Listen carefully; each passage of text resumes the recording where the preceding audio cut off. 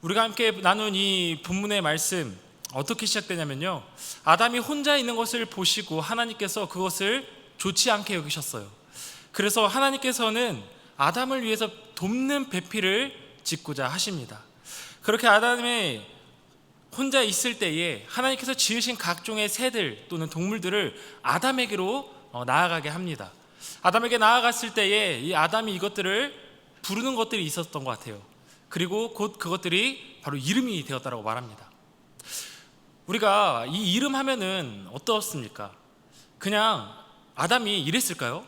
저거는 비둘기, 저거는 까마귀, 저거는 호랑이, 저거는 코끼리. 한국말로 이랬을까요? 아니었겠죠. 그리고 오늘 본문 말씀도 이렇게 이름했다라가 아니라 아담이 부르는 것이 곧 그 이름이 되었다라고 말하고 있습니다. 곧 어떤 생물이든 이러이러한 의미와 가치가 있는 그런 존재구나 라고 했던 게 이름이 되었던 거예요. 즉 우리도 각자의 각 이름이 있죠. 그 이름마다 의미들이 있습니다. 그 의미가 한문이나 어떤 의미적으로 우리에게 이름이 되는 것이죠. 어린 아이를 만약에 잉태를 하면은 그 아이에게 여러 가지 이름을 지어주죠. 귤이, 뾱뾱이, 여러 가지 이름들을 많이 지어주는데 그 역시도 무엇인가 의미가 있다라는 거예요. 그렇게 의미 있었던 것들이 그 무엇인가의 이름이 되었다는 것입니다. 그렇게 아담에 의해 많은 것들이 이름되어졌습니다. 즉 이 세상 가운데에 그저 아무런 존재의 가치가 없던 그들에게 아담이 의미를 부여해주고 그대로 그것들의 이름이 되었다는 거예요. 즉 생물들에게 있어서는 아담에 의해서 그들이 의미와 가치를 가지게 되는 것이고, 아담에게 있어서는 그것들에 의해서 아담이 많은 것들의 의미를 가지게 되기를 바라셨던 것입니다. 그런데 그것들은 아담에 의해서 가치를 갖게 되어요. 의미를 가지게 되어요. 그런데 아담은요? 아담과 같은 존재가 없기 때문에 아담은 자신을 볼 만한, 거울이 될 만한 존재가 없었어요. 그러니 나는 어떤 존재이지? 나는 어떤 의미를 가진 존재인지? 라고 물음을 가질 수밖에 없었겠죠. 하나님은 그런 아담을 보시며 그를 돕는 배필, 즉 그가 얼마나 의미 있고 얼마나 가치 있는 존재인지를, 아름다운 존재인지를 알게 할 만한 그를 돕는 배필이 필요하다라고 하나님께서 생각하신 것이죠. 그리고 아담을 우리가 너무 잘 알고 있듯이 잠재우십니다. 그리고 우리가 너무 잘 알고 있는 그 갈빗대를 취하셔서 하와를 만드시는데, 이 하와를 만드셔서 아담을 깨우신 이후에 하와와 아담이 마주할 때에 아담이 이렇게 외쳐요. 너는 내 뼈 중에 뼈요, 내 살 중에 살이다. 이게 잘못 오해되어졌다 왔던 게 남자의 몸에서 여자가 나왔어 라고 오해했던 역사적 사실이 있었어요. 근데 아닙니다, 여러분. 여기서 말하는 의미는 너는 나랑 똑같아, 너는 나야 라고 말하고 있다는 거예요. 너는 나와 골격도 똑같고 이 피부에 가진 그 모든 게 나랑 똑같아, 너는 나야 라고 표현했던 게 뼈 중에 뼈요, 살 중에 살이라는 의미였습니다. 그렇게 아담은 하와를 보며 내가 저렇게 아름다운 존재구나, 내가 저렇게 존귀한 존재구나, 내가 저런 존재구나 라고 깨달을 수 있었던 것이죠. 그렇게 아담은 이 하와에게 많은 사랑을 주었을 거예요. 그 사랑을 주는 만큼 자신도 그만큼 사랑받는 존재인 것을, 그만큼 의미 있고 가치 있는 존재라는 것을 느꼈기 때문이겠죠. 그렇듯 희생이 전혀 아깝지 않은 모습 가운데에서 아담은 하와를 사랑했습니다. 우리 청년 때 어떻죠? 연애 많이 하시죠? 갑자기 이렇게 한숨 소리가 들리고 이렇게 표정이 어두워지는데, 연애하다 보면은 처음에 남자들 어떻죠? 간이고 쓸개고 다 빼줄 것 같죠? 정말 나의 삶의 중심이 마치 나의 연인이 된 것처럼. 그런데 어떻습니까? 점점 시간이 지날수록 언제 그랬냐는 듯이 좀 변해가요. 참 이 모습을 보며 우리 인간은 참 창세기를 닮았다라는 생각이 듭니다. 아담과 하와가 우리가 너무 잘 알고 있듯이 두 사람이 희생하며 헌신해도 너무나 아름다운 세계를 지녔었던 거예요. 너는 나였기 때문에 서로 간에 수치와 부끄러움도 없었고 서로의 부족함을 보지도 않았습니다. 그러나 우리가 너무 잘 알고 있는 선악과의 사건을 통하여서 세상의 그 중심, 하나님께서 그들의 삶의 중심에 놓아둔 그 말씀을, 그 기준을, 그들의 질서의 그 중심을 그들이 취함으로써 그들이 처하게 된 상황은 무엇이었죠? 하나님과의 관계가 끊어짐이었습니다. 더 나아가서 아담과 하와의 관계가 끊어짐이었습니다. 그러니 서로를 바라보면서 나의 거울이 되어주고 나의 사랑이 되어주고 의미가 되어줬던 관계가 어느 순간부터 나의 희생이 아니라 저 사람이 희생해야 내가 살 수 있는 인생과 같은 모습으로 변했다는 거예요. 하와가 뭐 그랬어요? 라면서 나를 희생하기보다 저를 희생함으로써 나를 보호하고자 하는 모습, 그것이 선악과 또 그 죄로 인한 우리의 모습임을 바라보게 됩니다. 항상 자신을 희생했던 삶 속에서 타인을 탓해야만 하고 타인을 희생해야만 하는 그런 삶의 비극이 그들 삶에 시작되었던 것이지요. 죄로 인해 깨어진 세상 속에서 우리는 끊임없이 타인과 나를 분리하고 나와 서로 다름을 보며 판단하고 서로의 우위를 정하려고 합니다. 그렇게 나의 가치의 증명하려고 합니다. 하지만 내 존재의 참된 의미는 누군가를 지배하거나 누군가 아래 지배를 당하거나 그런 것으로 인해서 증명되는 것이 아니라는 것을 우리가 너무 잘 알고 있음에도 우리는 그런 삶 속에서 계속 익숙하게 살아가고 있다는 것이죠. 더불어 나에 의해 의미되어졌던 것들로부터 이제는 내가 그것들이 있어야 의미 있는 존재가 되는 듯 살아간다는 것이죠. 무엇을 가졌는지, 어떠한 자리에 있는지, 내가 무엇을 이루었는지에 따라서 내가 어떤 사람인지 그렇게 의미를 찾아내려고 한다는 것이죠. 커리어, 평판, 그것들이 나의 이름과 나의 가치를 부여한다고 생각하는 것입니다. 그리고 그것들을 지배하고 소유하려고 합니다. 하지만 오히려 우리는 그것들에 의해 지배당하고 있는 것을 바라봅니다. 그것들에 의해 평가되어지고 억압된 삶을 살아갑니다. 내가 없는 그곳에는 사실 그것들은 아무런 의미가 없음에도 불구하고 우리는 마치 그것들이 나의 모든 것을 드러내어주고 나의 가치를 뽐내줄 수 있다고 생각하는 것이죠. 우리 명품백 들고 외제차 몰고 이러면 어떻습니까? 아, 외제차 모는 사람이래. 그 사람이 아니라 외제차 모는 사람이 되겠죠. 명품백을 들면 아, 저 명품백 얼만데? 라면서 그 값어치에 그 사람을 바라봅니다. 이처럼 사실은 우리가 어떤 직장을 다니는지 어떤 차를 다니는지 주식을 다니는지 여러 가지에 의해서 우리를 자꾸만 나의 평가의 자리를 내 스스로 내어주고 있다는 것이에요. 우리는 또 어떻죠? 누가 어떤 직장 다니는지, 어떤 차를 타는지, 주식이 얼마나 갖고 있는지, 남편과 아내가 어떤 직업을 갖고 있는지, 연봉이 얼마인지, 얼마나 예쁜 아내를, 얼마나 잘생긴 남편을 두었는지, 그런 것들이 평판이 되어서 나를 나로서 온전히 증명하고 나로서 의미 있게 해주는 것이 아니라 그것들이 마치 있어야만 그것들에 의해서 내가 평가되어지는 듯 그 자리에 내 삶을 내어 맡겨버렸다는 것입니다. 요즘 지식인들이 나와서 하는 그 유튜브 채널이 있더라고요. 지식인 사이드였나? 제가 그런 것 같아요. 제목이 정확하게 기억 안 나는데 그건 것 같아요. 그런데 거기서 그러더라고요. 오늘날 이 땅 가운데, 이 세상 가운데 남아있는 그 가치를 증명하는 게 두 가지가 남았더라고요. 하나는 우리가 너무 잘 알고 있는 돈입니다. 어떤 가치를 교환하기 위해서는 그것의 기준이 돼줄 만한 게 필요하다는 거예요. 그게 바로 돈이라는 거예요.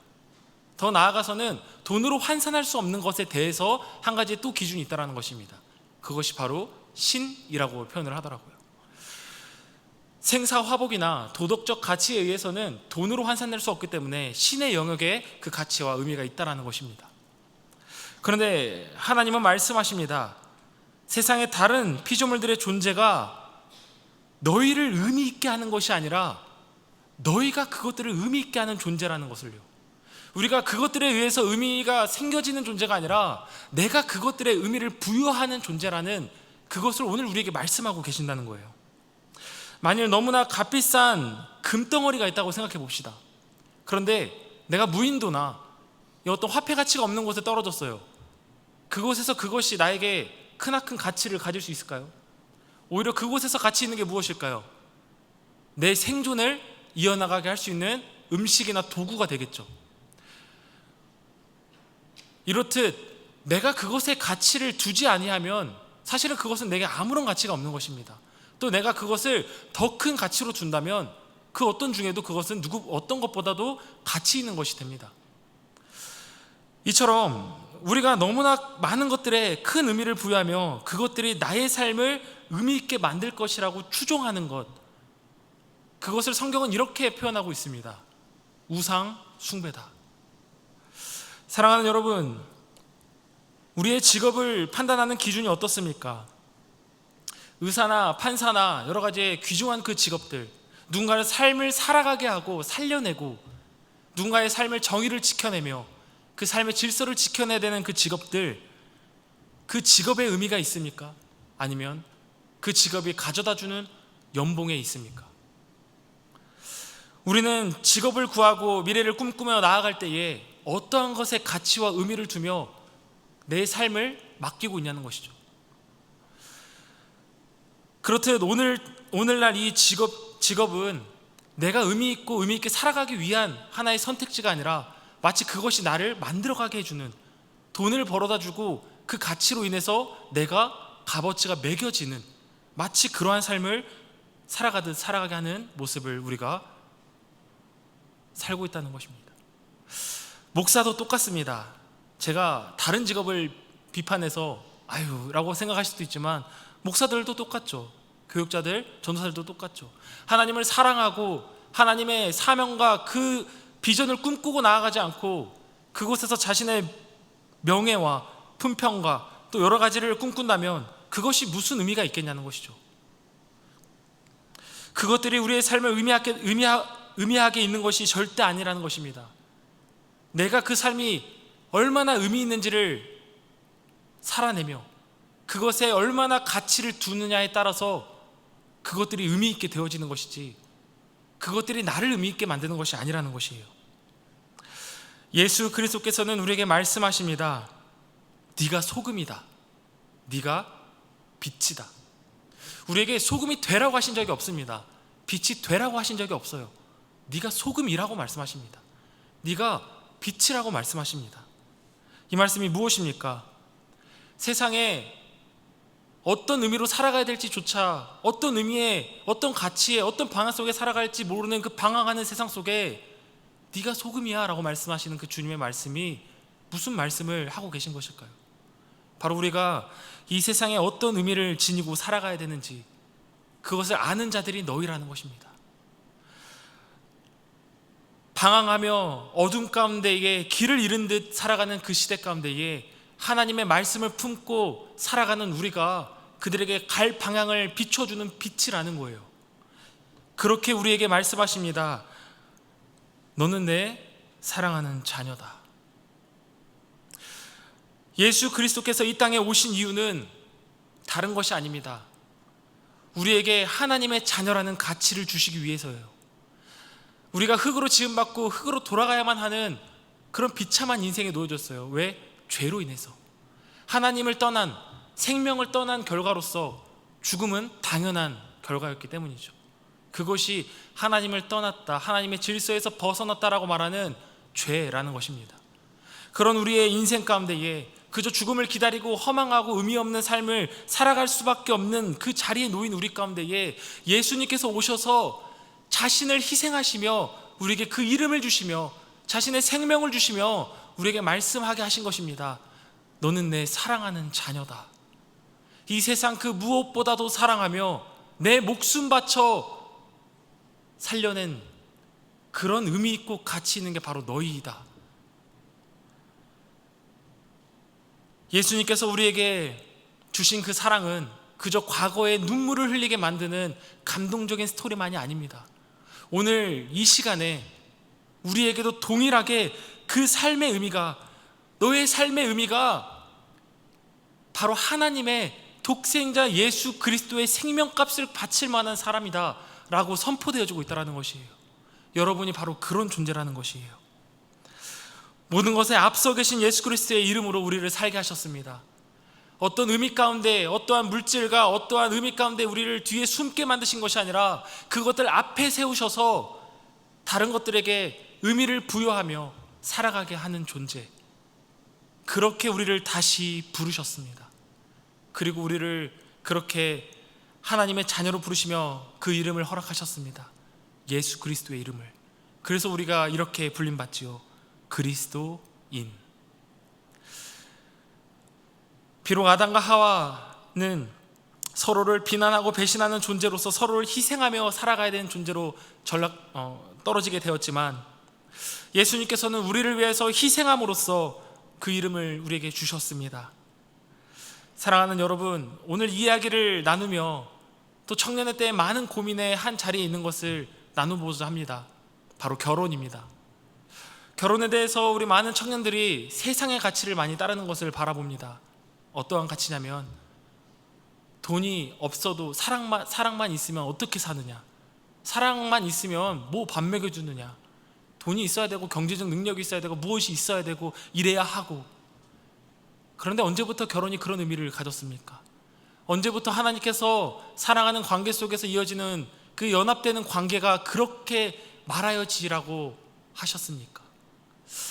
결혼은 사랑하는 두 사람이 만나서 영원을 약속하고, 우리가 앞으로 영원까지 함께 하자라는 약속의 증표로 나아가는 것이 결혼이었는데, 마치 그 사람이 나에게 어떤 대상이 되어주듯 나의 삶의 의미의 가치관에 어떤 것들이 만들어주는 액세서리와 같이 빛이 나야 되고 의미가 있어야 되고 가치가 있어야 되는 존재를 찾아나가듯 결혼의 사람을 찾아나간다는 것이에요. 그렇게 된다면 사람과 사람이 만나서 서로의 존귀함을 바라보는 것이 아니라 그 사람의 가치를 매기고 있는 우리를 바라보게 되는 겁니다. 그런데 그 가치는 앞서 말한 아름다운 가치가 아니라 그 사람을 그저 하나의 대상이 아닌 물건으로, 또한 나의 어떤 의미를 만들어줄 또 다른 그런 것으로 만들어 나의 또 다른 삶의 액세서리로 만들 뿐이라는 것이죠. 사랑하는 여러분, 삶의 의미는 그렇게 주어지는 것이 아니라 서로 사랑함으로써 그 의미가 만들어지는 것, 그 의미의 결정체로 만들어지며 나아가는 것이 결혼이고, 또 나아가 자녀를 잉태하는 것이겠죠. 그렇게 우리에게 주신 그 삶을 우리가 어떤 것으로부터 의미 있어지는 것이 아니라 우리가 의미 있게 살아가는 삶이 되어야 될 줄로 믿습니다. 아담에게 하나님께서 주시며 말씀하신 것, 그것들이 곧 이름이 되었더라 라고 했던 것처럼, 내가 삶에 의미를 부여하는 자가 되어서 그것들이 내 삶에 어떤 것이 의미 있게 되는지, 내 삶의 의미를, 가치를 만들어가 주는 것이 아니라 내가 주체가 되어서 그것들을 삶을 의미 있게 만들어가는 존재, 하나님은 우리에게 그런 삶을 허락하셨습니다. 우리에게 이 주신 말씀을 가지고 사랑하는 여러분이 이 세상을 살아가면서 무엇에 의해서가 아니라 여러분이 이 세상을 아름답게 만들어가는, 하나님의 나라를 세워가는 그런 빛이고 소금임을 기억하시길 바랍니다. 우리 함께 찬송하시면서 함께 나아가실 텐데요.